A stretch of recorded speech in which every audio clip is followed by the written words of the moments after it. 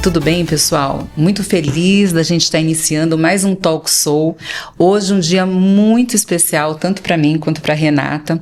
O nosso convidado é uma pessoa muito especial para mim. Eu já trabalhei com ele durante muitos anos e, felizmente, graças a ele, eu tive a oportunidade de conhecer a Renata, me apresentou a Renata e hoje atuamos como sócias, né?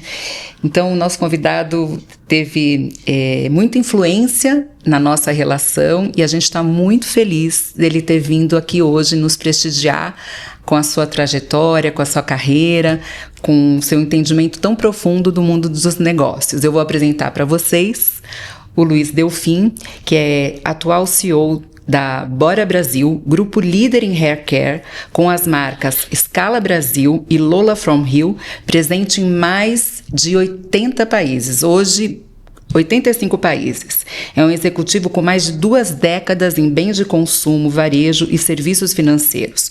Construiu uma trajetória marcada por crescimento, transformação e governança.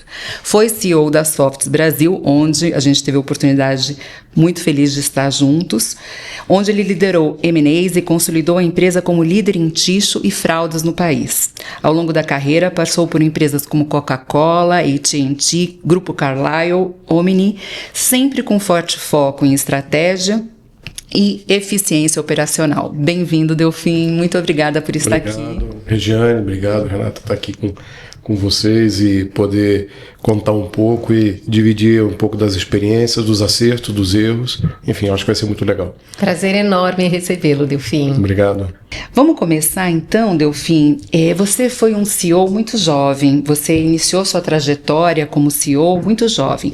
Quais as competências e habilidades foram necessárias desenvolver muito rapidamente para lidar com essa super responsabilidade? Eu acabei muito cedo, primeiro virando diretor de uma empresa, que fui CFO da AT&T, vivenciei todo o processo de mudança telecomunicação no Brasil, de privatização. Então, aos 28 anos eu virei CFO, né?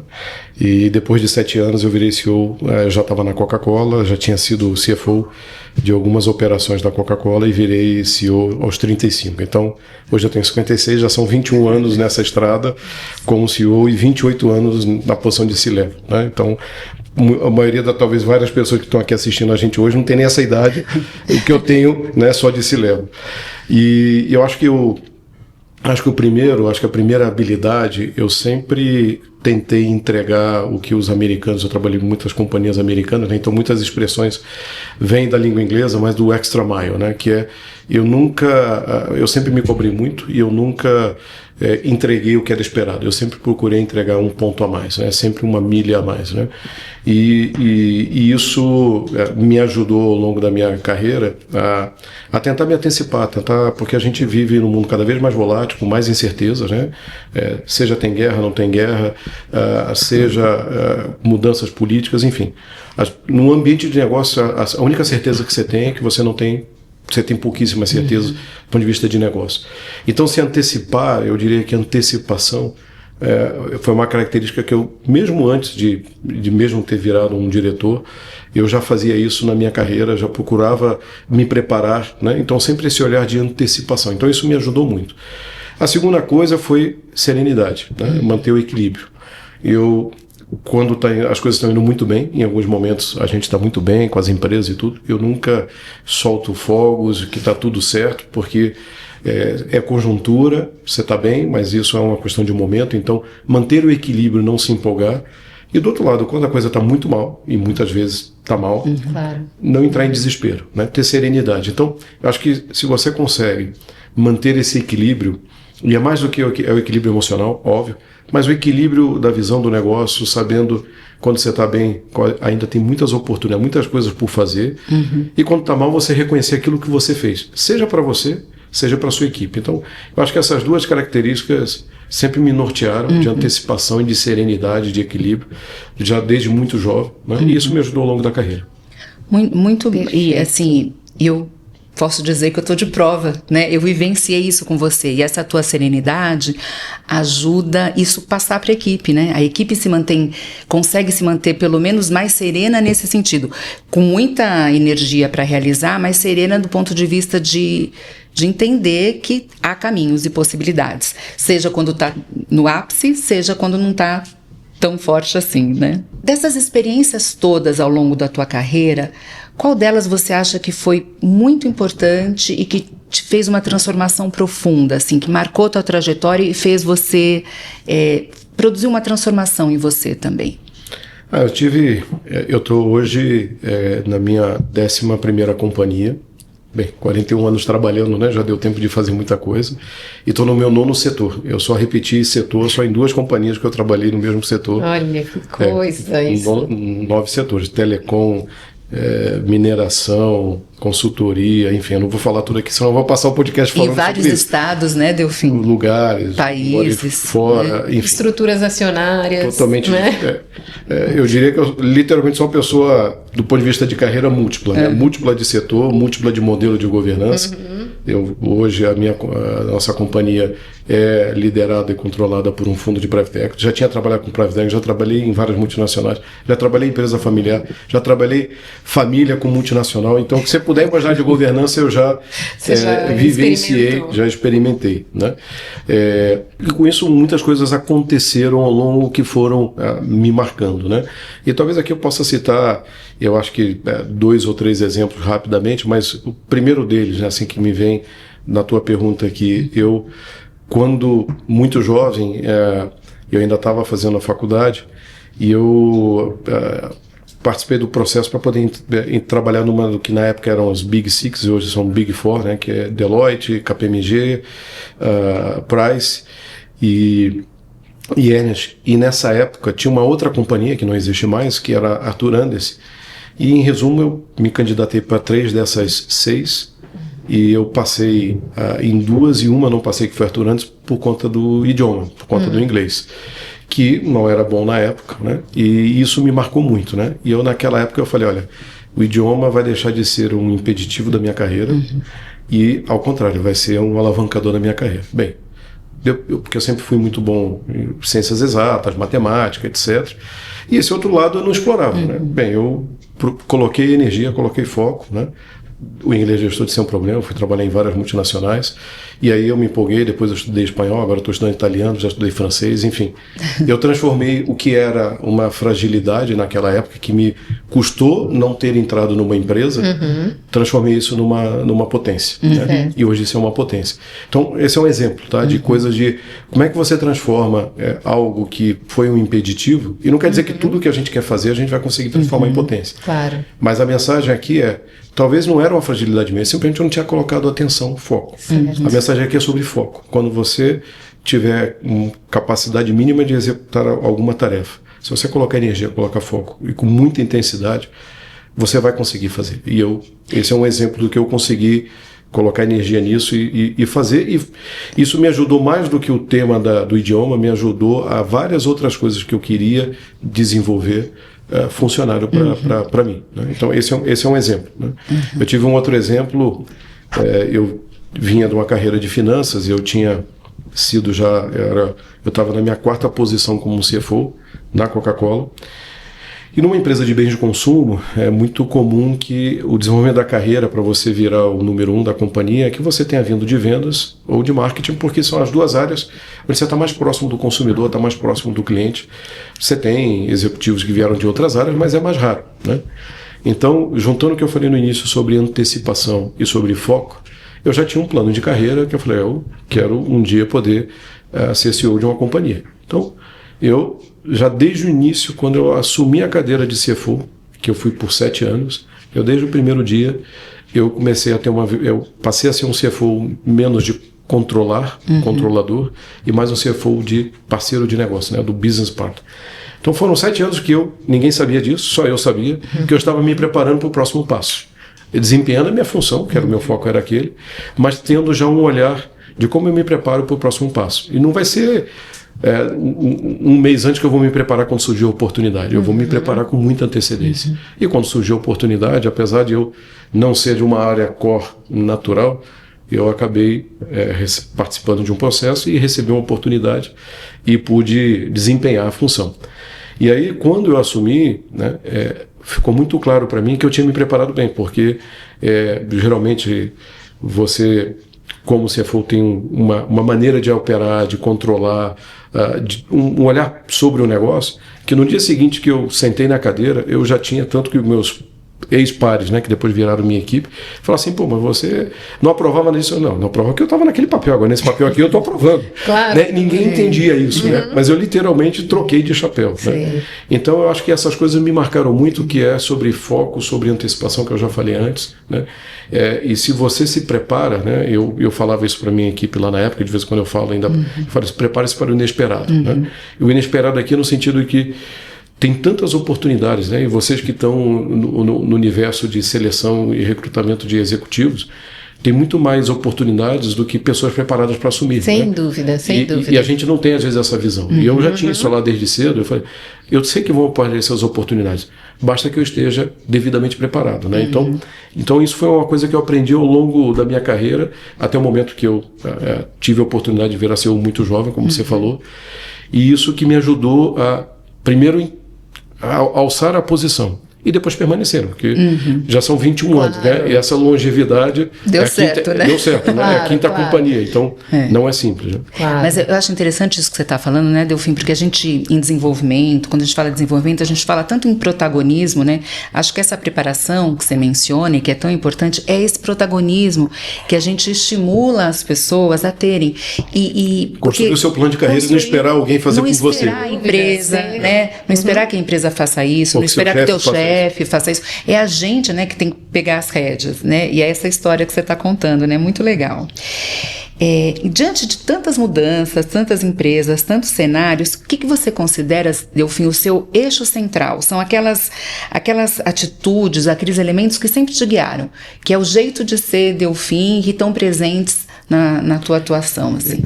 Acho que é muito, assim, claro e marcante. Muito rapidamente vocês conheceram, né, o atual diretor de recursos humanos, que é o Fábio, né? A gente está trabalhando junto agora tem 2 meses. Ele falou assim, e algumas coisas que eu vou falar aqui, ele também pensa de maneira parecida. Ele falou assim, foi muito rápido te conhecer. Por quê? Primeiro, eu sempre digo, eu não sou um chefe bonzinho, né? Se alguém está esperando bondade, não é comigo. O que eu sou é justo, né? Então, uma coisa que é muito marcante em mim é de ser justo. E ser justo eu tenho 3 filhos, é como a gente, como pai, como mãe, né? Em que a gente cuida, a gente reconhece, a gente dá carinho, mas a gente cobra. Eu faço a mesma coisa, né? E com a minha equipe, com as pessoas, né? De reconhecer e, na hora que precisa, em algum momento, em alguma situação, ser duro, com respeito, mas ser duro, eu sou duro, né? Então, mas isso, o que está por trás disso é esse senso de justiça, né? Então, acho que esse é o primeiro. Acho que a segunda coisa é sobre gostar de gente. Eu adoro gente, né? E eu acho que não tem como você ser líder de verdade se você não gostar de pessoas. Se você não gostar de pessoas, e no sentido genuíno da palavra, né, de querer ver as pessoas se desenvolverem, cuidar delas, né, manter contato. Se você não fizer isso, acho que você não consegue se conectar. E você não se conectando, você não vai ser um bom líder. E se você não gosta, tá tudo certo, porque nós somos muito diferentes, claro. Cada ser humano, mas vai escolher alguma coisa do qual o teu papel não dependa liderar outros, porque os liderados, né, os seus liderados, vão esperar de você essa atenção, esse cuidado, esse carinho. E quando você demonstra que você tem essa preocupação genuína com o outro, a conexão é outra, né? Então eu diria que, eu falei primeiro de justiça, esse senso de justiça, buscar ser justo. O segundo é gostar muito de pessoas, né? De ter essa que são valores assim que eu não abro mão. E eu diria que um terceiro, eu falei também no início, que é sobre esse equilíbrio, né? Para quem não me conhece bem, ou num primeiro momento, né, me vê muito sereno, muito... Aí fala assim, não, ele é até lento, né? Na verdade, eu sou super intenso. Quem trabalha comigo trabalha muito, Acho que também, por outro lado, aprende muito, mas trabalha muito. Né? Não tem ninguém que... Não conheço ninguém que trabalhou comigo e falou assim, pô, foi tranquilo. Não, pô, você botou a gente para trabalhar pra caramba, mas eu aprendi muito. Então, esse lado do aprendizado, né? Dessa intensidade, mas é uma intensidade no propósito, é uma intensidade na maneira de fazer. Mas não precisa ser aquela coisa de, né? Você está falando alto, se movimentando. Você pode fazer isso de uma maneira serena, né? Então, é meio que quase que um vulcão escondido, né? Mas que está lá o tempo todo pensando, o tempo todo fazendo. Então, eu diria que é isso, justiça, gostar de gente e equilíbrio. Muito bom. Equilíbrio com intensidade. Isso, muito bom. E eu queria pegar o gancho nisso que você está falando. A gente está vivendo um momento tão nervoso, né? Com um momento político, econômico, cenário global. Como é que você lida com tudo isso, né? Como é que se lida com essa pressão que, logicamente, fica muito mais complexo o nosso dia a dia e liderar os negócios? Como é que você mantém essa serenidade? Como é que você lida com essa pressão, Delfim? A primeira coisa que eu aprendi, muito jovem, a só me preocupar com aquilo que eu tenho controle. Então, eu não me preocupo, óbvio que eu cuido da informação e tento me preparar do ponto de vista de negócio. Mas se o dólar vai ser R$5, se vai ser R$8, se vai ser R$6, eu vou ter zero controle sobre isso. Se o preço do petróleo, porque o Trump vai invadir ou não o Irã, vai ser $80, vai ser 120, 150, e que isso vai impactar um monte de coisa no meu negócio, mas eu não tenho controle. Então, assim, quando eu digo que eu não me preocupo, é no sentido de não ficar ansioso por conta disso. Poxa, o que vai acontecer amanhã? O que eu faço, eu coloco a minha energia em, voltando ao tema da antecipação, em planos. Como que eu me antecipo? Então, por exemplo, né, no nosso caso esse ano, a gente tem um orçamento aprovado que a gente já está executando, estamos no 4º mês do ano. Quando começou possibilidade de ter guerra, etc., né, eu sentei com a diretoria, com o diretor financeiro, a gente construiu um plano, né, para 2025, que não é nem projeção, é simplesmente um plano B que a gente não vai começar, a gente vai executar se houver guerra, a gente já está executando.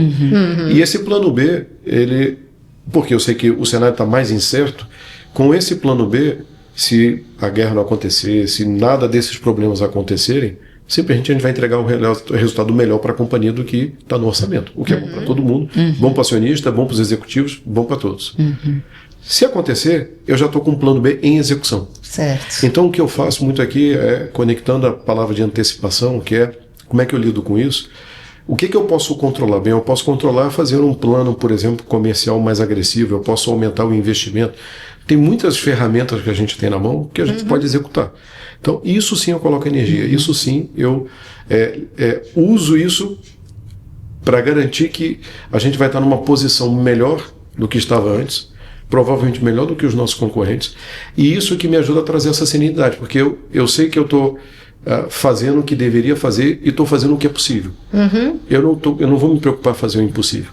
Certo. Porque o impossível está fora do nosso controle. Então, isso me ajuda a ter essa serenidade de não entrar em desespero em situações que você não tem controle. Eu estava num outro segmento antes, né, aqui na Software Brasil, a gente tinha uma situação lá de câmbio, de celulose, etc.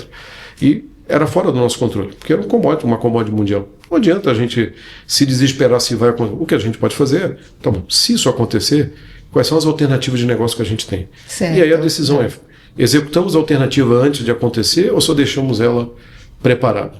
Aí é uma decisão de negócio. Então, isso dá para você controlar como executivo. O resto não. Então, a serenidade vem disso. De fato, e eu faço isso para a minha vida, eu não só faço isso no negócio, mas é colocar energia e atenção naquilo que eu controlo. Aquilo que eu não controlo, eu acompanho. Mas eu não... E eu acho que disso tudo que você está falando também vem a priorização, né? Que é até eu ia te perguntar isso também. Quer dizer, hoje tem muita informação, inteligência artificial traz uma série de dados, né? Como é que você lida? Como é que você prioriza? Como é que você se organiza para estabelecer essas prioridades? E aí, se você pudesse falar um pouquinho de IA também dentro do contexto dos negócios e como é que você vem usando-a, né, ao favor da sua gestão. Então, tem cada vez mais informação, cada vez a gente tem mais dados, cada vez a gente tem mais novas pesquisas, né?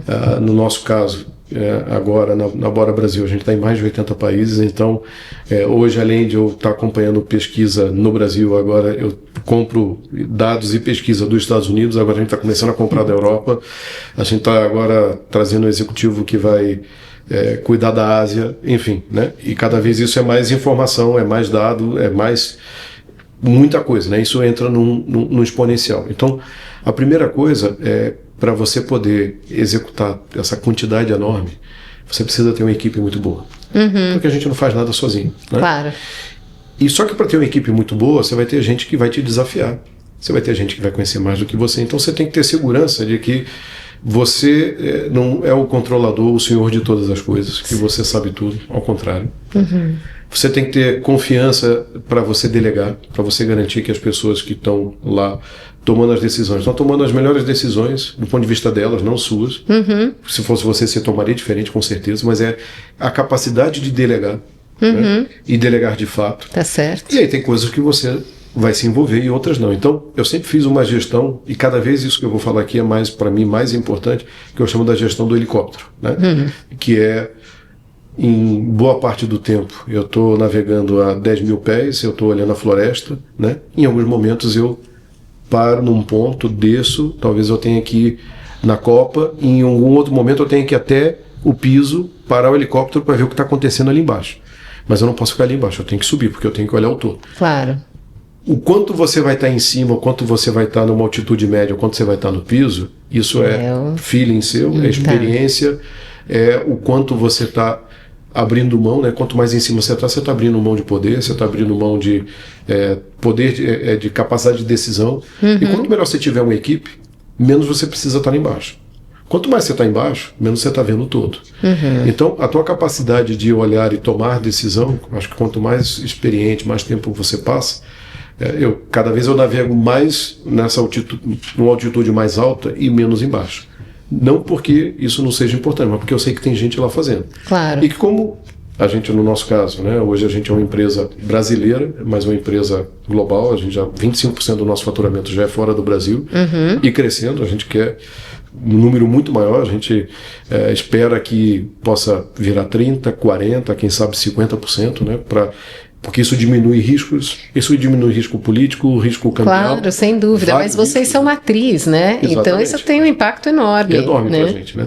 Mas eu faço muito isso, então, Renato. Então a priorização, eu te respondo a primeira parte, a priorização é, quanto mais eu tenho a visão do todo, mais fácil fica a decisão do que eu devo priorizar, do que eu devo me envolver e o que eu devo deixar acontecer ou delegar, né? Perfeito. Então, muita coisa que eu faço hoje é combinar o Rules of Engagement, eu combino as regras do jogo e deixo os atores jogarem. Porque isso também é uma maneira de fazer o desenvolvimento da equipe, né? Da equipe ter capacidade de tomar decisões e errar. E aí a gente tem que ter a habilidade de, não é parabenizar o erro, mas também de não punir o erro, né? Dizer, ó, aqui a gente errou aqui, como que a gente aprende com esse erro, para a gente não errar de novo? Mas isso mais no sentido educativo do que punitivo. De novo, você está falando de como lidar com as pessoas, como trabalhar bem com as pessoas, como desenvolver as pessoas. No fundo, é como liderar de uma forma efetiva. No final, é tudo sobre gente. É, né? Tudo sobre gente, é isso mesmo. Então, é isso mesmo. É tudo sobre a alma, né? Já que a gente está fazendo essa conversa aqui na Soul, né? É tudo sobre essa alma do cuidado, né? De como...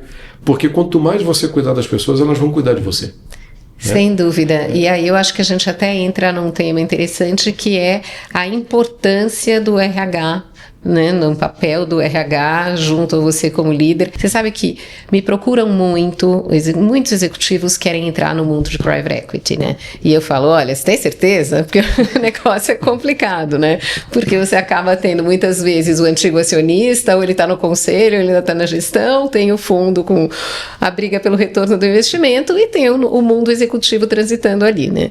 E eu queria, como você já teve algumas oportunidades lidando nesse ecossistema, o que você acha importante para conseguir liderar e ter um bom resultado nesse mundo, nesse universo? Acho que tem várias habilidades importantes e por isso que talvez seja, né, tem um senso comum que é muito difícil de operar, né?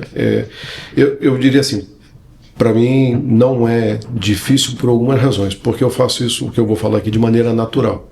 Para muita gente tem dificuldade de fazer isso. A primeira coisa, qual é a diferença do mundo? A primeira grande diferença de qualquer investida de um private equity versus qualquer outra companhia é o tempo. né?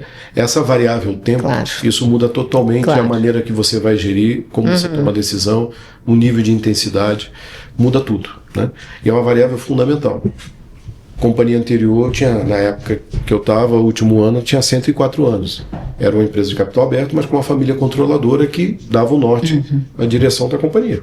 Provavelmente, daqui a 100 anos, a família vai continuar lá. Então, o tempo, o ponto de vista de decisão é totalmente diferente. Eu trabalhei na Coca-Cola, é um corporation. Claro. Não tem uma família controladora, mas é uma empresa que já tem, deve estar quase seus 140 anos. Provavelmente vai ter mais outros 100 anos. Então, o ângulo é outro. Quando você vai para uma investida, a investida tem um ciclo de desenvolvimento da tese, aquisição, gestão, que é onde a gente está agora, e saída. Então, se a gente tem saída, a gente não sabe exatamente a data de saída, porque depende do mercado, depende de vários fatores. Mas a gente sabe que tem um tempo de saída porque é parte do modelo. O modelo, né, os fundos nada mais são do que eles são gestores fiduciários do dinheiro de um investidor. Certo, Né? Os claro. gestores de private equity não são donos do dinheiro. Claro. Eles só ali estão gerindo o dinheiro de alguém. Perfeito. Né? De um fundo de pensão, de um family office, não importa. Então eles também têm responsabilidade, têm compromisso. Então quando a gente entende que tem um tempo, isso faz com que o teu primeiro entendimento é que processo de gestão eu vou implementar, eu vou trabalhar aqui, que modelo de decisão eu tomo, que eu tenho que abrir mão talvez de algumas coisas, porque senão eu não vou conseguir cumprir esse tempo. A primeira coisa é que a agenda corporativa, tradicional, que você tem muitas empresas que tem uma longevidade muito grande, né? Então, que são do ser humano, né? O equilíbrio entre jogos de poder dentro de uma tese. Quando você tem um tempo curto, não dá muito tempo para ficar jogando, ter jogos de poder. Sim. Se você alocar muita energia, muito tempo nisso, você vai perder o time da tese e você não vai entregar o que o investidor espera de você, o acionista espera de você. Então, Claro. primeiro aqui você vai ter que ser muito mais, né, straightforward, ser muito mais direto. Somos todos humanos e de alguma maneira a gente tem os equilíbrios, né, de poder, etc. Mas você tem que ter clareza e entendimento que você vai ter que fazer isso ou menos ou mais rápido. A segunda coisa, que aí tem a ver sobre o poder, no modelo de private equity, o C-level, geralmente, ele está impactado, ele está engajado com sociedade. Ele tem, no modelo de stock options, ele tem participação. Então, a maneira como você tem que lidar, e por exemplo, como eu lido com a minha equipe, é muito mais. Eu tenho lá a gestão sobre eles como meu time, mas eles são meu time e são meus sócios. Então a conversa, quando eu digo nós somos sócios, é diferente. A conversa quando eu tenho, né, com o conselho, com o fundo, eles me tratam como CEO da companhia, como sócio do fundo. Então isso parece ser semântica, mas muda muito. Porque quando eu digo, por exemplo, para a minha equipe, né, por um diretor financeiro que ele é meu sócio, ele ainda que ele tenha um olhar de controle, de ser mais avesso a risco, talvez aqui como sócio, não mais como CFO, mas no papel de sócio, ele vai tomar um pouco mais de risco, por exemplo, para liberar crédito para a equipe comercial do que antes. Então, a gente conseguir fazer com que a equipe de alta liderança, que no final do dia está tomando a decisão de negócio, consiga ter essa visibilidade, esse entendimento, então isso é muito importante. Então a segunda coisa é você fazer com que a gestão tenha uma visão muito mais de sociedade e menos de hierarquia. Porque se é sócio, o jogo de poder perde relevância. Sem dúvida, porque visando eventos de liquidez e ali, poxa, isso tem uma distribuição entre eles também, né? E terceira e última, Renata, é sobre transparência, né? Porque eu tenho vários amigos que ou trabalharam ou hoje são executivos de investidas de fundo. Tenho amigos que estão na indústria de fundos, né? Estão do lado do fundo, operando como fundo, então já navego e conheço muita gente há muito tempo. E cada fundo tem uma característica, tem uma maneira de operar, mas de uma forma geral, dado que o fundo sabe que tem o time e que ele é um gestor fiduciário, ele quer ter muito acesso à informação, ele quer entender o que está acontecendo. Sem dúvida, ele não está operando. Ele não está operando, mas ele precisa ter isso. Então você precisa trabalhar numa relação de muita transparência e, de novo, aí tem um fator muito importante e que eu acho que muito executivo comete um erro, né? Que é o erro do ego, né? Então, a gente, quando é executivo, a gente está ali com um mandato, né, para operar aquele negócio, seja para uma família, seja para um corporation, aqui para um fundo, No caso do modelo do fundo, como tem uma relação de tempo, tudo volta no tempo, a intensidade, a proximidade, a velocidade é outra, é muito maior. E para isso precisa transparência de dados. Então, muitas vezes, né, no nosso caso, tem muita informação que o meu CFO está discutindo diretamente com o fundo, eu só passo para ele, só me avisa o que você está conversando, mas assim, eu preciso estar na reunião? Não preciso estar na reunião. Claro, perfeito. Então assim, perfeito. Você se despir dessa preocupação, eu tenho que controlar tudo, a informação está comigo, eu vou canalizar tudo, você não vai conseguir operar. Porque tem tanta coisa na priorização que você trouxe antes, tem tanta coisa para você se envolver e resolver, que é impossível você controlar tudo. Então, e muitas vezes o controle está correlacionado com o ego. Né? Eu quero controlar porque eu tenho medo de eu não saber o que está acontecendo. E tem muitas maneiras de você controlar o negócio, de ter entendimento do negócio, se você abrir mão dos jogos de poder, se você abrir mão desse ego. Então eu acho que essas são, tem outras, mas eu acho que são dicas importantes que vão ajudar muito a quem está ou quem tem intenção de trabalhar. Eu posso dizer para vocês assim, para fechar essa pergunta, eu já tinha trabalhado com outro fundo, eu hoje estou para quem é um executivo com cabeça empreendedora, que eu sempre tive, né? Acho que ninguém trabalhou em 9 setores se não for empreendedor, né? Claro, o empreendedor serial, né? Verdade. Então, eu adoro, porque é uma conversa muito mais direta, muito mais rápida. Também não dá tempo de fazer muitos jogos de poder, que eu acho que é perda de tempo. Então, para mim é ótimo. Mas isso que você está falando é perfeito, porque quando eu faço vários processos seletivos para fundos, né, para investidas, e a gente vê nitidamente, não é todo mundo que tem o perfil, não é todo mundo que se encaixa nisso. E essa rapidez, com pragmatismo, com essa visão holística, com saber tirar o ego e saber, mas tendo o domínio, de alguma forma, de tudo que está acontecendo, porque no fim você acaba tendo esses fóruns de negociação, de interlocução muito frequentes, né? Ora com fundo, ora com conselho, com essa multiplicidade aí de papéis. Então, acho que conseguir juntar isso tudo não é trivial, né? Não é. Então, que bom. Muito bacana, bom. Muito legal. E aí, a Rê falou que no fundo, é sobre pessoas e tudo mais, né? E a gente é uma consultoria de RH, nosso público é C-level, executivos, mas muitas pessoas, muitos CHROs, muitos VPs de RH, muitos diretores de RH, gerentes também, estão nos ouvindo, né? E então, uma das coisas que a gente queria entender com você, Delfim, é que ações o RH deve tomar ou toma que fazem ele realmente ser um parceiro estratégico para o CEO? Bem, para mim, como eu falei para vocês, que eu gosto de gente e eu acho que o meu principal papel é de liderar, né, pessoas, mais do que liderar negócio. Eu lidero o negócio através das pessoas. O RH sempre foi um parceiro fundamental, né, de muita proximidade, de muita troca, de muita abertura, né? A gente trabalhou juntos 7 anos, então você pôde vivenciar isso comigo e eu tive isso com outras pessoas, né? E por quê? Porque eu acho que o RH pode desempenhar um papel, quanto mais o RH entender o negócio, mais o RH pode desempenhar um papel estratégico dentro da companhia, porque você vai entender as dinâmicas, você vai entender tudo isso que eu acabei de falar aqui sobre o timing, sobre geralmente o líder de RH, ele tem muito conhecimento sobre a alma humana, que é fundamental, porque a gente está falando de gente. Mas só isso não vai ser suficiente para ele conseguir de fato ser um apoiador da alta gestão, e não só do presidente, mas da companhia como um todo, né? Então, quanto mais o RH entender o negócio, quanto mais tiver essa visão de negócio, eu acho que isso contribui mais para ter uma performance mais assertiva, né? Eu acho que ao longo do tempo o RH foi ganhando lugar na mesa, né? Ele foi postulando e foi ganhando isso. E se a gente quiser fazer uma simbologia da mesa, né? Talvez começou lá, imaginando o CEO na ponta da mesa, começou lá na frente, o RH cada vez está se aproximando para estar mais próximo do CEO, né? Que bom, né? Que bom, é fundamental isso, né? E eu acho que é uma tremenda oportunidade, né, para os profissionais de RH de entenderem isso e desempenhar esse papel, né? De poder contribuir, apoiar, entendendo as dinâmicas das relações humanas de um lado, mas entendendo as dinâmicas da relação de negócio.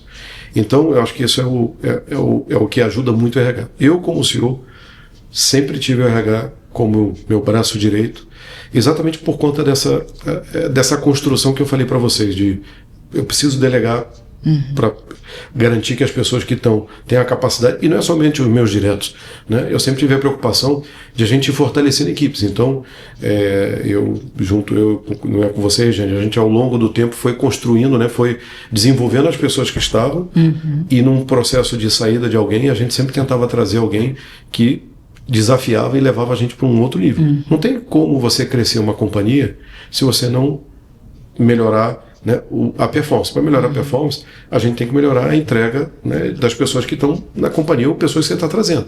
Então, isso é muito básico, mas às vezes a gente esquece desse básico. Né? Então, o RH tem esse papel fundamental de ajudar a mapear, e aí todas as ferramentas que a gente fala dos processos, por exemplo, né, na nova companhia, eu já implementei processo de avaliação de performance, já fizemos calibração, né, e agora fizemos um processo de mérito, olhando já para a calibração. Parece uma coisa que é muito, vamos dizer, básica, e ela de fato é básica, mas ela é transformadora. Porque você começa a conectar, você começa a conectar, não, a gente vai dar mérito maior ou menor para quem a gente fez uma avaliação, mas não é avaliação só do chefe imediato, é avaliação, né, do grupo que essa pessoa interage. Você vai construindo cultura, porque você vai mostrando que não adianta você agradar somente o teu chefe, você tem que trabalhar para a companhia e não para um indivíduo. Né? Então, são um monte de aparentemente pequenas decisões, mas são muitos processos interligados que você vai construindo uma cultura, né, de performance, de mérito. É uma cultura de que eu preciso trabalhar para o todo e não trabalhar para mim ou trabalhar para a minha área. Não é de uma hora para outra, mas quando o RH entende, né, conhece todos os processos e ferramentas, conhece a natureza humana, né, com mais profundidade, não precisa ser psicólogo, né? A Regina é até psicóloga, mas por exemplo, o atual diretor de RH da Bora é advogado, né? Mas ao longo do tempo ele migrou para a área de recursos humanos e foi desenvolvendo um olhar apurado, porque precisa ter esse olhar. Né? E se você junta nesse tripé, como eu falei aqui no início, conhecer o negócio, entender o negócio, você vira, né, um parceiro mais do que estratégico para o CEO. E eu sempre me apoiei, todos os RHs que eu trabalhei, porque eu entendia que isso faria a gente ter uma alavanca fundamental para toda a estratégia de crescimento. Sem a gente ter essa estrutura, né, porque no final do dia tudo sobre pessoas. Se eu não tiver essa estrutura funcionando bem, é um voo de galinha. A gente vai ter um ano bom, pode ter o segundo, mas o terceiro não vai ser sustentável. Né? E a sustentabilidade desse crescimento, desse avanço da performance,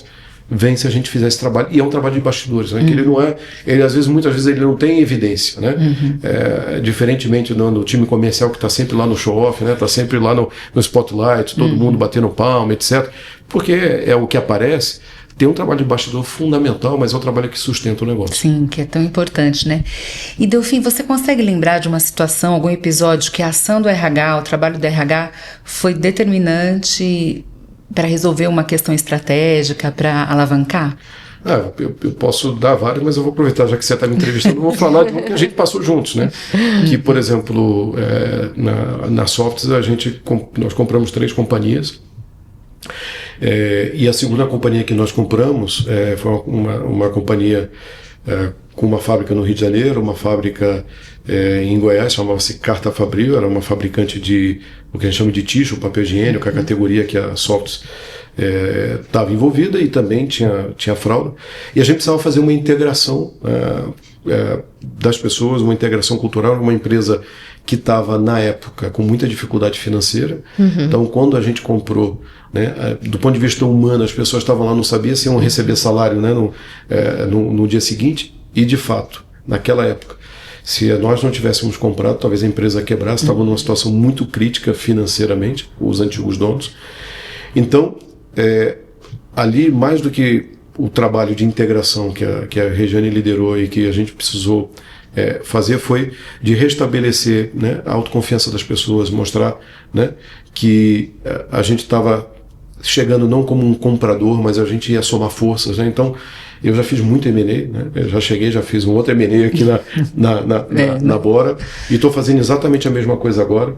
que a gente fala sobre fusão, sobre união de forças, e independente de como foi a transação societária, se foi de uma maneira ou de outra, do ponto de vista humano, quando você fala assim, não, eu te comprei, você foi adquirido, né? Mas assim, indiretamente, né, a gente acaba no subconsciente, será que eu sou um produto, né, sou uma máquina que fui adquirido? Não, a gente tá juntando força. A gente tem que ser muito cuidadoso na comunicação, né? A comunicação faz muita diferença. A semântica faz muita diferença. Né? Nós somos como seres, a gente gosta de rituais, a gente cuida o que a gente escuta, o que a gente vê, o gesto, a gente interpreta tudo, né? Aqui eu estou falando, meu body language aqui que eu estou fazendo, vocês estão olhando, vocês que estão aqui me vendo, a mesma coisa. Por quê? Porque como humano a gente capta tudo isso. Né? Então, uma palavra de aquisição versus uma palavra de união muda tudo. Sim, né? Então, quando a gente está unindo forças, é totalmente diferente. Então, a gente teve todo esse cuidado. E quem liderou, né, nesse caso, nesse exemplo, foi a Regiane que liderou. Como é que a gente vai fazer isso para que as pessoas se sintam parte, né? Agora se sintam parte na época, né, da Softs, e não do ponto de vista da... Então, a gente fez muitas transições, a gente cuidou de detalhes, né? Você cuida do crachá, né, de todo mundo ter o crachá, que você faz parte do todo. Então, esse cuidado, né, o cuidado com cada um, com esse olhar, eu acho que faz muita diferença. Não foi um problema, né? Sempre, me traz um problema. Porque às vezes a gente fica sempre, poxa, o que eu erro? É verdade. Mas a gente evitou um problema. É verdade. Né? Sim. Quantas e quantas fusões, quantos M&As, eles não dão certo exatamente por esse lado, né? Na planilha faz muito sentido, o acionista faz conta, a gente faz avaliação, faz todo sentido no negócio, mas o M&A não deu certo, não aconteceu. Quando você olha e você pega a literatura de transações de fusão e aquisição, grande parte é porque esse lado humano não foi cuidado. Esse lado humano foi relegado. Não, junta lá, bota na folha, bota todo mundo junto, troca o e-mail. Não é isso. Não é isso. Não é isso. Foi minimizado, você vai fazer talvez tudo isso. Você vai fazer todas essas etapas. Você vai botar uma folha única, você vai consolidar as áreas, o recurso humano, as áreas de apoio. Você vai fazer tudo isso. Mas a maneira como você faz toda a diferença. Claro. Para que todo mundo se sinta acolhido, todo mundo se sinta parte. Então a gente fez isso, né? Então acho que um exemplo para você recordar. Legal. Muito bom, adorei o exemplo. Eu juro que eu não tive essa intenção na pergunta. Delfim, para a gente finalizar então, a gente aqui no nosso Talk Show, a gente sempre pede para o executivo trazer alguma coisa que fale então da sua alma, né? Que seja uma expressão da sua alma para deixar de recado para todo mundo que está nos ouvindo. Tem duas expressões da minha alma, eu vou até falar olhando para cá, aqui para a câmera, que vai ser mais legal. Uma é sobre liberdade, né? Eu adoro ser um ser livre, né? E para ser livre você tem que ter consciência de ideias, né? Você não estar preso à moda, a modismos, não estar preso a grupos, não está preso a nada, né? Você está preso à tua consciência, aos teus valores. Então, a única prisão que eu tenho são dos meus valores, do que eu acredito. Mas tem uma liberdade ampla, completa, né? Então, a primeira coisa, eu sou uma alma livre, né? E essa liberdade, para mim, é encantadora, porque esse me dá um livre-arbítrio para poder fazer o que eu quiser fazer. E aí, eu tenho que ter isso é um peso, eu tenho que ter um contrapeso, que é a minha liberdade não pode atingir, não pode avançar na liberdade do outro. Então, o contrapeso é para eu poder conviver, né, no mundo com tantas pessoas. Eu não estou um eremita numa ilha sozinho, eu tenho que conviver. Então, muito pelo contrário, muito né? Pelo contrário. Então, é muito bom ter a liberdade e saber usar bem ela, né? Então, a primeira expressão é essa. O segundo é sobre aprendizado. Eu adoro aprender. Então, eu diria assim, um dia feliz para mim, né? Tem uma música do Jota Quest, que aliás que a gente gosta bastante, né? Já recebemos. Que é um dia feliz, né? Então, para mim, tem lá um dia feliz, né? Às vezes é muito fácil, então para mim, um dia feliz é um dia que eu aprendo. O dia que eu volto para cá e falo assim, aprendi uma coisa nova hoje. Isso para mim, assim, make my day. Assim, é impressionante como me enche de alegria e orgulho, né? E às vezes a gente fica assim, poxa, eu quando eu era novo, eu tinha uma pessoa muito próxima a mim que não parava de estudar e tal, queria ser médico. E aí eu falei, mas tem que estudar tanto para ser médico? Ele falou, não, e vou estudar a vida inteira. Eu falei, então, já sei que eu não quero ser médico, porque eu não quero estudar a vida inteira, eu não quero ficar, porque era jovem, achava isso. Hoje, ao contrário, eu adoro aprender. Né? Seja aprender coisas relacionadas ao negócio, seja aprender sobre temas diferentes, eu estou sempre caçando algum novo hobby de conhecimento, de área de conhecimento, porque eu acho que aprender me faz tentar ter uma alma jovem, né? Então, falando da minha alma, é uma alma livre e jovem. Que legal, muito bom. Adoramos, né? Sem dúvida. Delfim, mais uma vez, obrigada. Obrigada pela oportunidade de conhecer talvez muito mais você, né, por meio dessa conversa. Foi ótimo. E obrigada por vir nos prestigiar aqui no nosso Talk Soul. Obrigado, foi um prazer. Obrigado pelo convite. Espero que vocês tenham gostado. Foi muito bom. Um grande abraço a todos. Adoramos. Obrigada. Pessoal, então não deixa de deixar o seu like, se inscrever no nosso canal. A gente sempre traz conteúdos muito relevantes para vocês.